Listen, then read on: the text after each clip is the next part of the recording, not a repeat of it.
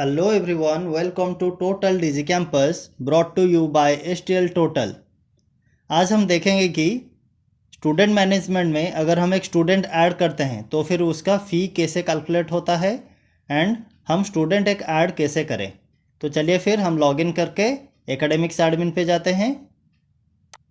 Then हमें जाना है स्टूडेंट मैनेजमेंट में। स्टूडेंट मैनेजमेंट में जाने के बाद हमें क्लिक करना है ऐड। हम चलिए यहाँ पे एक स्टूडेंट ऐड करते हैं। फॉर एन एग्जाम्पल मैं यहाँ पे एक स्टूडेंट ऐड करता हूँ विथ एडमिशन नंबर OLPT। यहाँ पे नेम दे देते हैं एक टेस्टिंग।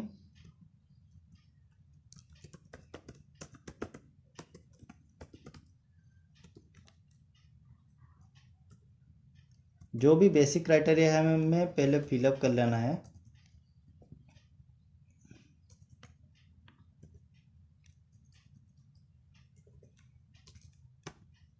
यहाँ पे एक मोबाइल नंबर दे देते हैं। कोर्स में रखता हूँ क्लास 10।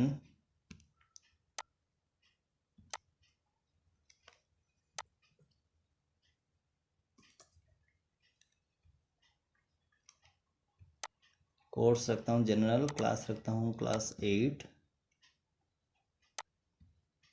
सेक्शन दे देते हैं A।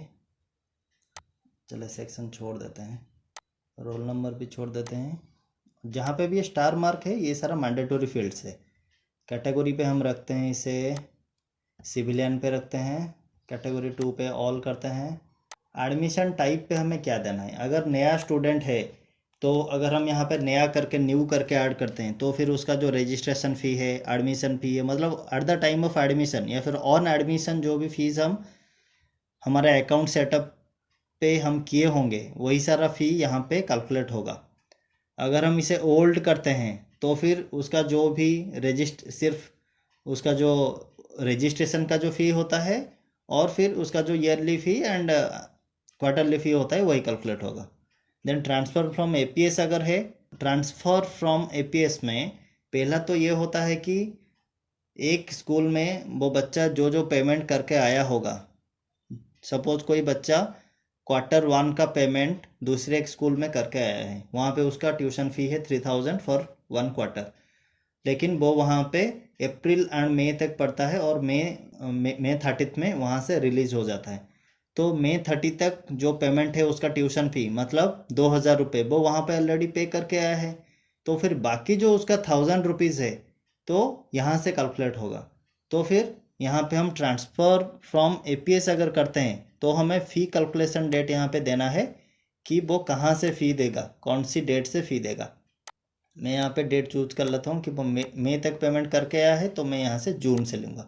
तो फिर मेरा जो भी फीस है वो जून से ही कैलकुलेट होगा। अप्रैल एंड मई का जो भी क्वार्टरली फ़ी है, जो फर्स्ट क्वार्टर का जो फ़ी है वो 3 मंथ में डिवाइड हो जाएगा। फर्स्ट 2 मंथ उसका डिडक्ट हो जाएगा एंड थर्ड मंथ से उसका कैलकुलेशन शुरू होगा। ठीक है, वैसे ही हम अगर इसे ट्रांसफर फ्रॉम नॉन APS करते हैं तो फिर वो उसका जो भी आपका ट्रांसफ़र फ्रॉम नॉन APS का आपका जो भी रूल्स होगा, जैसे ही आपका सेटअप होगा उसी हिसाब से वो कैलकुलेशन करेगा। तो इसे बिल्कुल आपको ध्यान पे रखना है कि बच्चे को आप कौन सी ऐप पे ज्वाइन करवा रहे हैं। ठीक है, तो मैं यहाँ पे चूज़ करता हूँ, मुझे न्यू करके ऐड करना है। मैं डेट दे देता हूँ कि मुझे डेट से लेना है, अप्रैल 1 से मैं उसे ज्वाइन देता हूँ। आधार कार्ड नंबर छोड़िए, यहाँ पे एडमिशन डेट डाल देता हूँ कि अप्रैल 1।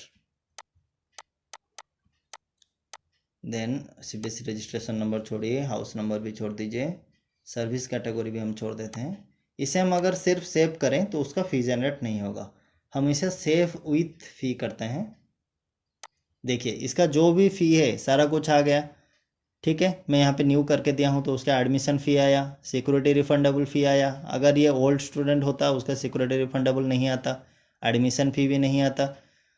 ठीक है, और ये रजिस्ट्रेशन फ़ी भी नहीं आता क्योंकि ये सारा पेमेंट ऑलरेडी वो कर चुका होगा। तो यहाँ पे मैं नया करके ऐड कर रहा हूँ तो यहाँ पे मुझे सारा कुछ फीस आ रहा है। ठीक है, तो अगर मैं इसे अभी यहाँ पे क्रिएट ड्यू पे जाके क्लिक कर देता हूँ, देखिए वो स्टूडेंट मुझे ऐड हो गया। यहाँ पे मुझे सक्सेसफुल मैसेज आएगा या data save data saved successfully. Okay, then यहाँ पे हमारा OLPT करके एक स्टूडेंट ऐड हो गया। अभी देखते हैं, सर्च करते हैं, देखिए यहाँ पे OLPT टेस्टिंग करके एक स्टूडेंट हमारा ऐड हो गया है। ठीक है, तो फिर ठीक है, यहाँ पे आपको अभी मालूम पड़ गया होगा कि एक स्टूडेंट को कैसे ऐड करना है और उसका डिटेल्स वगैरह कैसे सारा मेंशन करना है, फ़ी डेट कैसे रखना है, फ़ी कैलकुलेशन कैसे होता है, और ये जो एडमिशन टाइप पे new old transfer from APS non APS इसका क्या रोल है। ठीक है, तो आज के लिए इतना ही है। Thank you so much for watching.